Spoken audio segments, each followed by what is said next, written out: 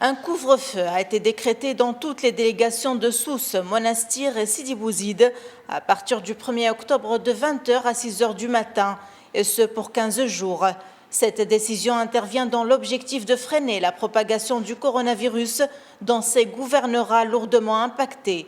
Lors d'une plénière de dialogue avec le gouvernement consacrée à la situation sanitaire dans le pays, le ministre de la Santé a affirmé que le retour au confinement général n'est plus possible. Nous sommes prêts à prendre toutes les décisions urgentes, audacieuses et nécessaires, notamment dans les zones à risque, où nous appliquerons un confinement ciblé s'il le faut.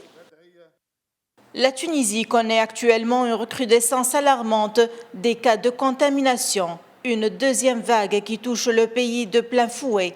Face à cette situation, le président de la commission de santé au Parlement, Khaled Leklichi, a appelé à un confinement sanitaire général de 15 jours. Le gouvernement doit aujourd'hui prendre des décisions audacieuses en décrétant un confinement général de 2 semaines en Tunisie pour limiter la propagation du coronavirus. Cette décision permettra d'évaluer la situation et de voir les lacunes ayant causé la propagation du Covid-19 dans notre pays.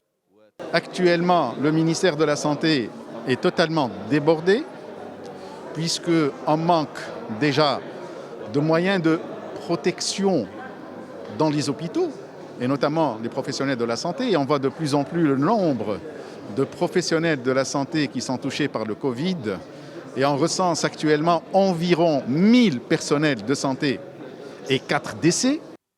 Afin de faire face à la propagation du Covid-19 dans le pays, des organisations non gouvernementales et des associations ont appelé le gouvernement à une mobilisation plus forte et plus large contre la pandémie du Covid-19 qui connaît depuis quelques jours une recrudescence dont s'inquiètent les professionnels de la santé.